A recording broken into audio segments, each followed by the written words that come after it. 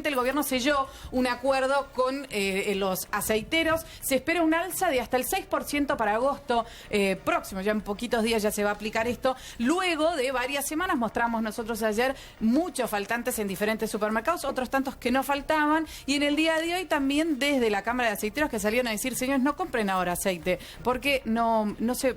Esta especulación por parte de ellos, por supuesto, hace que uno pague más de lo que va a valer más adelante. ¿Qué pasa con el aceite?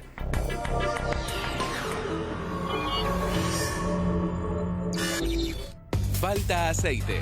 ¿Avivada de los empresarios? Psicosis, aceite, mi reino por una botellita de aceite. La historia detrás de las imágenes y la avivada de algunos comercios esperando la suba. Respecto al tema aceite en particular, hemos comunicado la semana pasada y esta semana que hay un problema específico y el Estado está interviniendo para justamente, por un lado, evitar que haya problemas de abastecimiento o de abuso por parte de algún proveedor. El aceite debe costar 35, 37, 38 pesos la botella de 900 centímetros cúbicos y es lo que va a costar cuando termine el subsidio y va a empezar la competencia. Se dijo estos días que el aceite iba a valer 90 pesos la botella, que todo mentira eso, y salió a comprar aceite desesperadamente. Y le recomiendo a la gente que no compre aceite. Se armó un lío bárbaro en un supermercado de Buenos Aires, de estos mayoristas. Estaban peleándose por el aceite. Ahí llegaba el carrito con el aceite y la gente atrás. Parece Venezuela, ¿no? Cuando la gente se pelea por la comida en los supermercados, ¿no? La gente se pelea por sacar del carrito, no lo dejan bajar. Ya se ve en algunas góndolas de supermercado el faltante de aceite. Desde la distribuidora afirman que la provisión de aceite es fluida y sus depósitos tienen niveles normales de stock. No entiendo cuáles son los oscuros designios de quien largó ese rumor a la calle y la gente se enloqueció. Se instaló una suerte de psicosis que no es cierta. Tanto los mayoristas como los comercios minoristas y las cadenas de supermercados tienen stock de aceite. La fiebre del aceite. ¿Un negocio de los empresarios? Psicosis, ébola, no señores, psicosis, aceite. Hoy fui al supermercado, había aceite, desde 20 pesos hasta 90 pesos, y ni siquiera estoy tocando el tema del aceite de oliva, había de todos los precios, no había en envases grandes, lo único, ¿no? Pero, Mariano Talora, vos como economista, a un señor, en este caso el secretario del gremio, Jofra, se le ocurrió soltar algo así, y fíjate la que se armó. Bueno, a ver, cuando se sueltan estas cosas se sabe perfectamente el efecto que vos querés generar, que primero fue, digamos, juntarte a negociar el precio del aceite. Hoy se está viendo... Pero es el secretario general del gremio, ¿eh? Bueno, pero fíjate que se instaló en los medios. Y fíjate lo que pasó en todos los supermercados, donde algunos guardaban el aceite, faltaba el aceite. ¿Y eso está bien o es una irresponsabilidad? A ver, es una locura, es una irresponsabilidad. De rehén siempre está el consumidor, porque el aceite nunca faltó. Acá no tenemos un problema, no, a ver, que lo guardaban es otra cosa, pero acá no hubo un problema de abastecimiento de aceite. El aceite, digamos, se produce con normalidad, y instalar que se va a aumentar los precios ya a valores exorbitantes es una locura. Entonces, yo creo que en esta oportunidad, así como no ha pasado en otras cosas, creo que el gobierno se movió rápido, puso un techo al tema del aumento, que en agosto va a ser entre el 4 y el 6%, depende si es el aceite de maíz o el aceite de girasol, y de acá en adelante, obviamente, los precios de determinados aceites van a tener que aumentar. De eso no hay ningún tipo de duda, porque este subsidio que se recorta, alguien lo tiene que absorber, y generalmente siempre se lo trasladás a los consumidores. Dile, Carbonara, en esto que hizo el gremio de los aceiteros, ¿no? ¿Vos cómo lo sentís como persona del mismo palo? Como que fue una irresponsabilidad. Yo primero no conozco al secretario general del gremio. En general nosotros denunciamos las conducciones de los sindicatos y de las centrales sindicales como una casta burocrática. Inclusive nosotros estamos viendo que la realidad del país amerita de hace tiempo una respuesta del movimiento obrero organizado. O sea, las 5 centrales sindicales le vienen dando una gran tregua a este gobierno, porque si hay medidas antiobreras que se han tomado, hay a montones.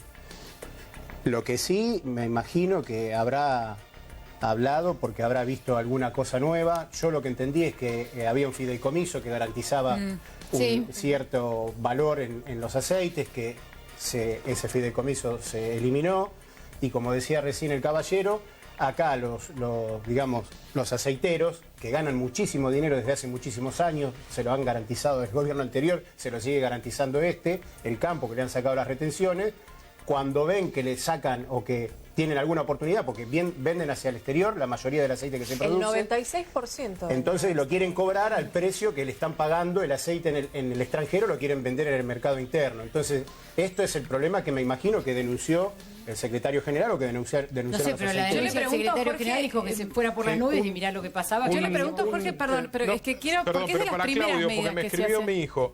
Tus perfiles son públicos.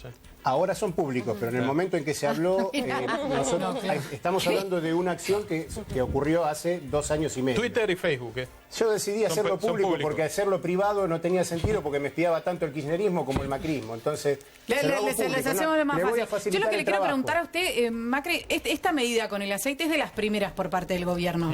La verdad que se sienten a hablar con una cámara como es el aceite, alimento fundamental en las mesas. ¿Va a haber más medidas como esta? Pues las estamos esperando hace bastante. Yo creo que sí, creo que la verdad es que muchos empresarios no se han portado con la responsabilidad del caso. ¿Esperaban otra cosa?